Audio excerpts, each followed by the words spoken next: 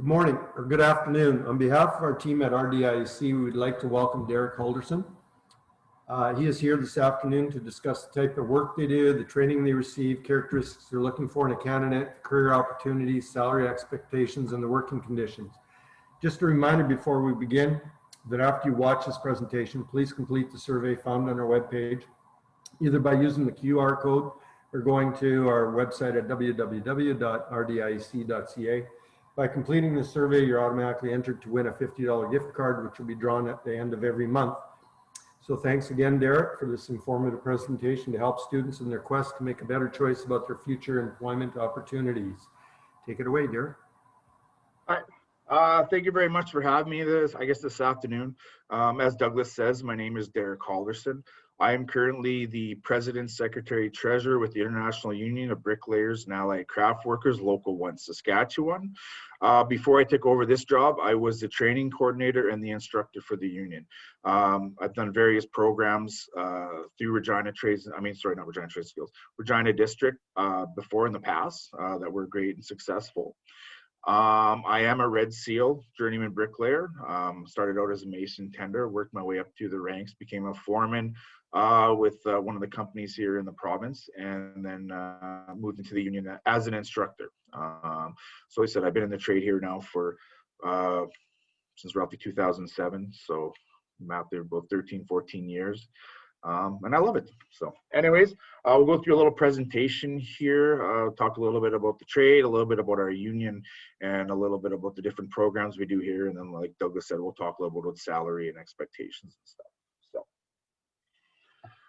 bricklaying, so we heard all the stories. 3 little pigs. The brick house was the last one standing. Again, different masonry, stone. Masonry is one of the oldest trades, if not the oldest trade out there. The old pyramids and stuff were all built with masonry, so it's been around for many, many years. And if you look around some of the older buildings here in Regina, all done with brick or some sort of stone, and they're the ones that are still standing. The White House, we all know, the world's famous home, built by Masons, burnt down by Canadians, and then rebuilt by Masons. All right, so the world's oldest and longest lasting trade.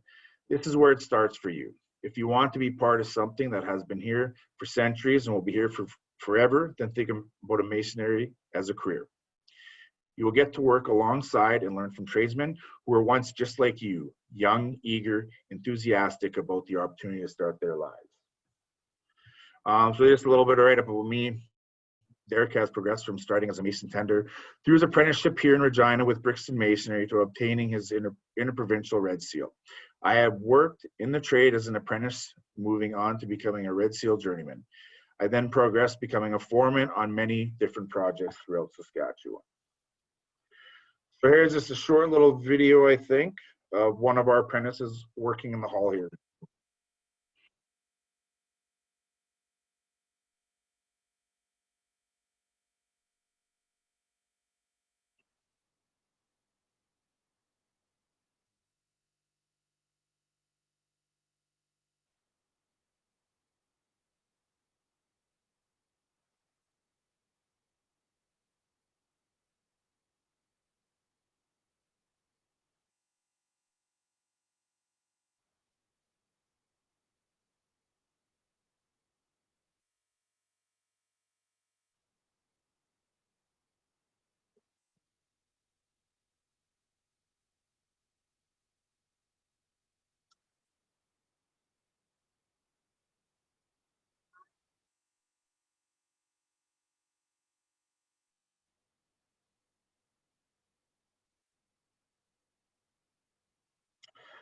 So that was Blake Vandervelden, who's a new apprentice with us.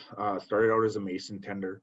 SAS Skills is another thing that we take a partnership with and do, even in the high school program too. So the RDEIC program that we have come through here, we've had kids that competed in the high school level for bricklaying. So SAS Skills is something that we take a lot of pride in doing. Here's Kayla Green. She first got introduced to masonry while doing a high school program in Saskatoon. She took the bricklaying course at Saskatoon Trades and Skills Center through the BAC IMI. After she completed the course, she finished her grade 12 and was immediately got a job with City Masonry in Saskatoon. She completed a 3-year apprenticeship program through Sask Polytechnic and then became a journeyman. She's been able to work with different companies and get different experience. Kayla is now working in refractory. She's actually currently up in Fort McMurray right now. Since becoming a union member, she's been able to buy her own house and her own truck. Another success story from somebody who started out with a high school program. This is just a picture of Kayla competing in Bowie, Maryland. That's where our International Masonry Institute training center is. They do a competition every couple of years where they have apprentices all the way from North America. We usually always send somebody. That year was Kayla. I went as an apprentice in 2009, and then in 2018 we sent Michael DeBray. All started out with Mason tenors, worked their way through the program of apprenticeship, and now are all successful journeymen here in the province of Saskatchewan. Kayla has been able to travel and compete in different competitions across Canada as well as Washington, D.C. Here she's pictured with Bob Arnold, who is the Director of Apprentices for Bricklayers and Allied Craft Workers International Union. This is the first day of the competition, Kayla getting set up. This is Blake, first-year apprentice. Talked about him a little earlier. He's a 4th-generation bricklayer. He currently works with Brixton Masonry here in Saskatchewan. And then he is at the Union Training Center for practice. So that's just one of our facility that we use in the back shop here. I know when we had the RDEIC people coming in the past, we had them in our back shop. We got a lot of room there for all the training that is necessary for our high school program. Our union apprentices are encouraged to come into the training center and improve on their skills in order to become a Red Seal journey person. This is something we've started over the last few years to give our apprentices a heads up in the industry. Lots of them do not get enough trial time working in the field. So they're able to come in here and practice laying brick, block, and different things so that when they become that journeyman bricklayer, they have the training they need in order to become a successful Red Seal journeyman bricklayer. We're here to help our apprentices throughout the way so that they have a better chance of succeeding in the industry.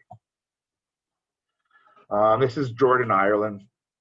He started his career by taking a Mason tender program that we put on here at our facility through Regina Trades and Skills. He has progressed through his apprenticeship and has been a Red Seal journeyman bricklayer now for over 8 years. He is currently employed with City Masonry here in Regina. Now we're going to talk a little bit about wages. As an apprentice, you'll start out making 18 bucks an hour. In our line of work, our companies will hire what's called Mason tenders first, which is also known as a laborer. They'll start out there, and they start out at about $18 an hour. Once a company decides whether they want to apprentice them or not, they sign up as an apprentice. Then you go through the whole apprenticeship program, which I'll get into here a little bit once we go through wages. But right now, a journeyman bricklayer as a union makes $36 an hour on his check, and then pension and benefits and all that stuff on top of it for a total package of roughly around $42 an hour. If you're working non-union, I can't really say what they make in that part of our industry. I've heard different stories of anywhere from $32 an hour with no pension and benefits and whatnot, right? But as a union bricklayer, you got wages, you got benefits and stuff. An apprentice will work alongside a journeyman bricklayer in order to learn the skills required in our trade. They build our schools, hospitals, and homes. All our apprentices are able to earn while they learn. The projects they work on last for years, decades, and yes, even centuries. Now, this is just a little bit branches of our trade. Here in Canada, besides tile layer, we have lots of branches that all fall under the bricklayer, and we're just going to talk a little bit about them. Tile layer, they start out about 18 bucks an hour, work their way up to $36 an hour.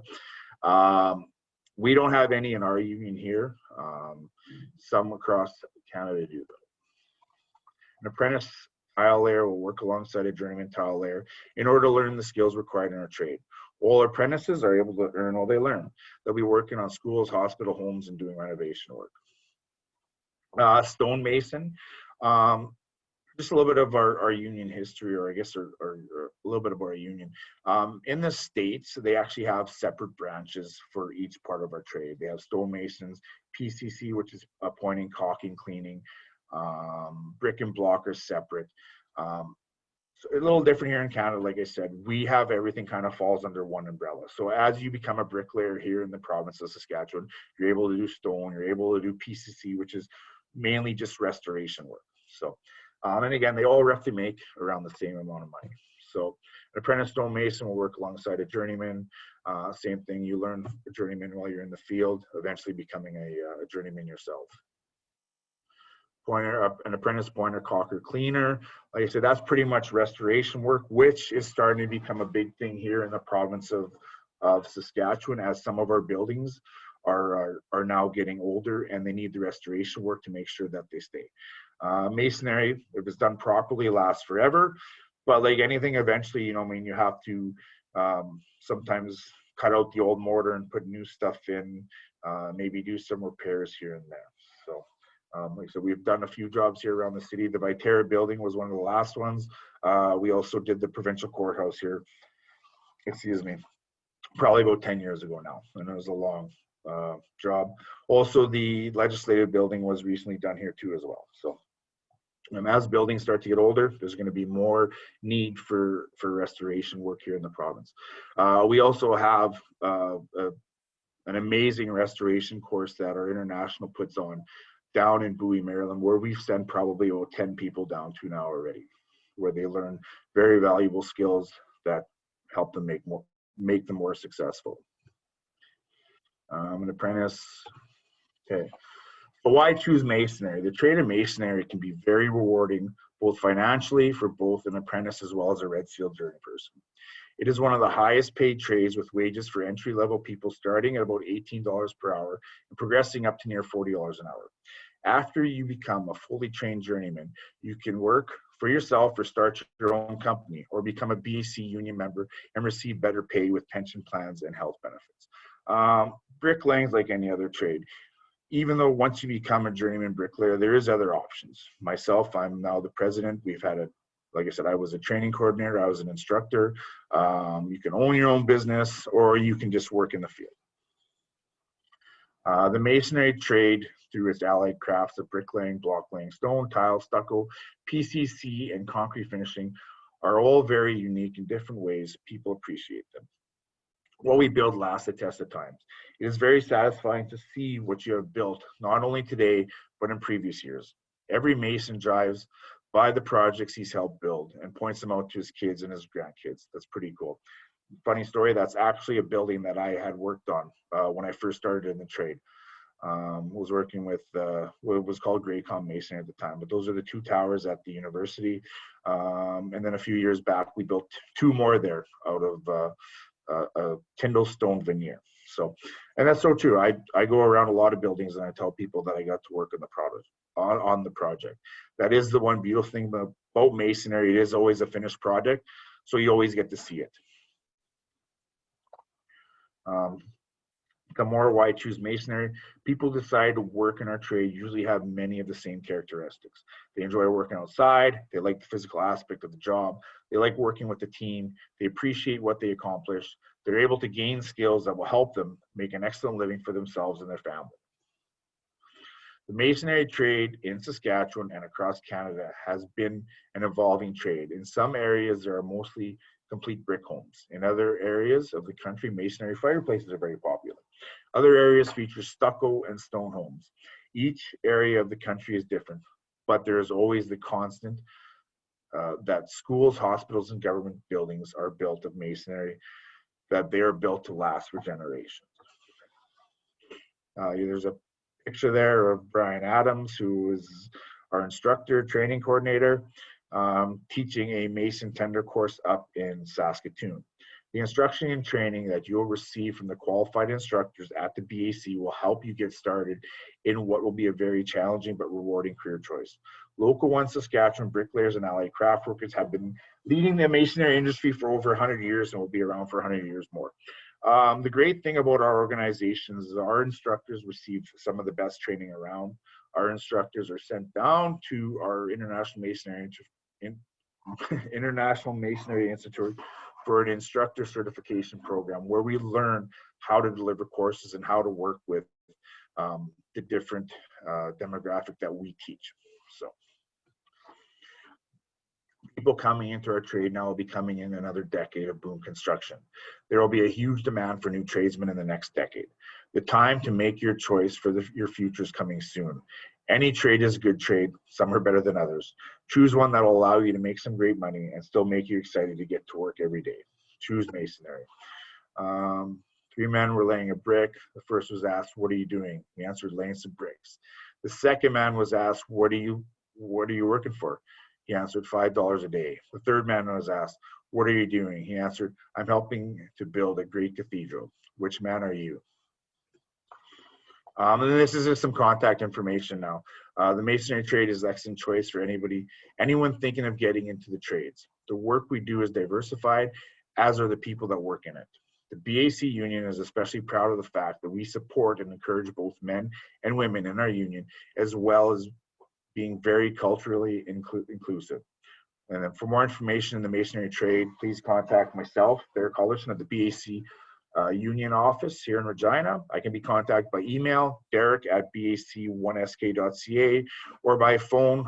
The office is 359-6356, or my cell is 515-4472. Please feel free to contact me anytime if you have any further questions. With that, that is the end of the slideshow. I'll open up if you guys have any questions. Yes, Derek. I just wanted to know, what are the prospects for future employment in this area? How do you feel?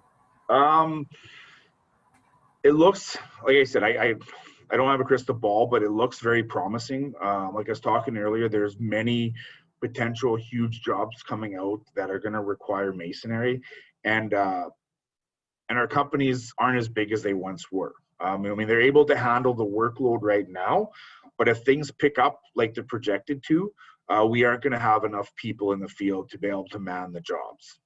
So there is going to be a shortage. Right, for the last 3 years, we've had no apprentices actually go through school. They've canceled the last 3 years. We're trying to get enough together right now to put a course on this year. But again, if things start picking up like they're supposed to, we're not going to have enough people, and we're going to have to start getting people going through school. Hi, Derek. Kind of in relation to that question, I mean, I've always wondered, with why we don't build more houses out of stone or brick, or it seems like I've been to Europe a number of times, and that's all you see. Well, yeah, and the thing is with masonry, it lasts forever, right? You look at some of the older schools around Regina, the Belfort and stuff like that, they're made out of masonry, and they're doing a little bit of work on them right now, but they last. I think the big thing, and this is my opinion only, is people look for the cheapest way to do things. They're not looking for longevity.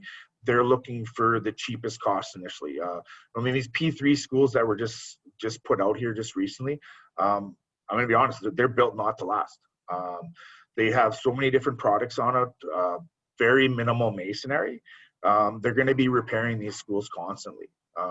I'm getting wind now that the schools they're going to start building are going to go back to a mainly masonry build. They went through this P3 thing in the States years back, and they found nothing but problems. So now they're going back to mainly masonry. But yeah, I'd love, like I said, if people wanted things to last, they would build them out of masonry. But like I said, my opinion is they're going for the cheapest way to build things, and they're fine if they're only going to last 20, 30 years. So. Right, price of lumber stays where it is. Maybe masonry will look like it's funny. I was joking around with somebody about that earlier today, and I'm like, yeah, the way price of lumber is going, it's going to be cheaper to build houses out of masonry or ICF blocks or whatnot. So I think I seen something recently. A deck that was built for $900 last year would now be $4,000 this year. The same exact deck. So yeah, it's gone crazy. Yeah, it is for sure. All right, thanks. Yeah, no problem. What's the average age right now for Red Seal journey persons in your trade? I can only, like I said, for in the union, I'm going to say probably in their 40s, Gord. The one thing I find with bricklaying, it's not like many other trades where people decide in high school, hey, I'm going to be a bricklayer, right? For me, it was one of those things where I tried out different things, couldn't really find anything. And I was about 26, 27 when I realized, like, well, hey, here's a thing that I can make money in and make money quick. Like our wages move up fairly quickly, right? So I find with bricklaying, not many people start out right fresh out of school. It's usually a thing where they start out later in life. So age-wise, I mean, we're a little bit older. We're going to have quite a few guys, just like every other trade, retiring here in the next few years. But we've had some young people come through in the past year. So rough estimate would be probably in about their 40s for an average age. Yeah, that's the thing. A lot of people are going to be retiring, and you're going to need to fill those positions, right? Well, and like this is the thing. Like for right now, and I can only speak for our union companies. They're keeping everybody steady, right? But the thing is, if it picks up like it's supposed to, we're not going to have enough people. Just plain and simple, we're not going to have enough. We're going to need to recruit some new people for our workforce. So.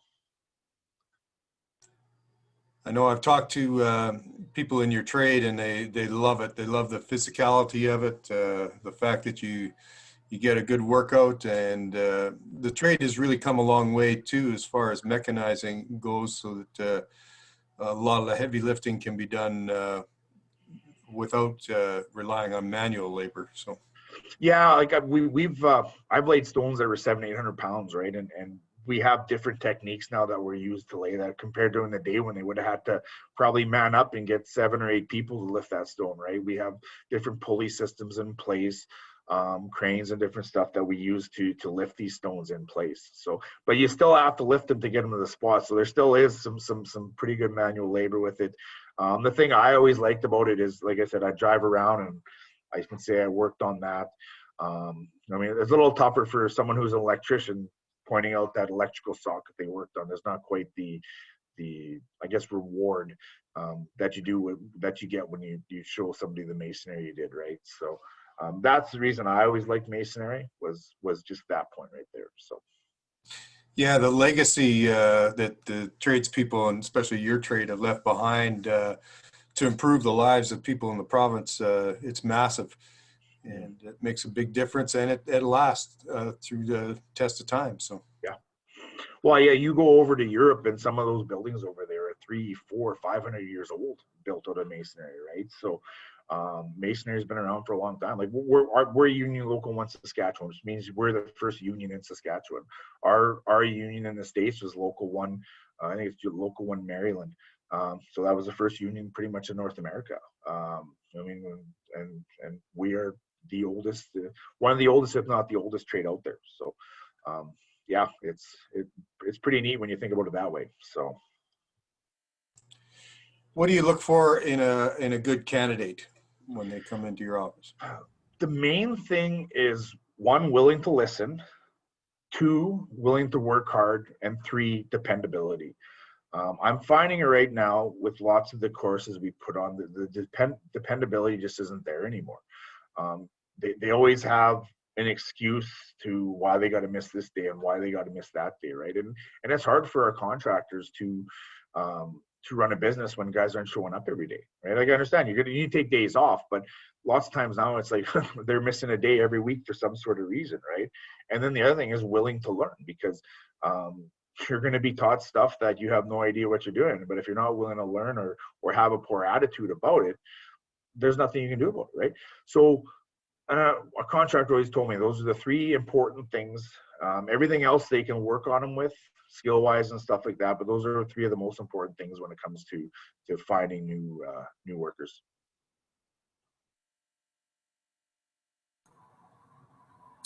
Any other questions?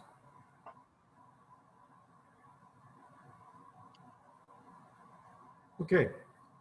Well, we will stop this recording very quick here. Thank you very much, Derek. Very informative. I'm sure anybody that's interested in this area will definitely reach out to you with all your contact information that you had on the screen.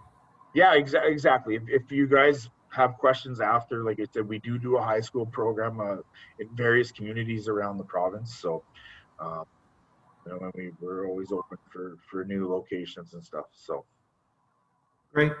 Thank you very much.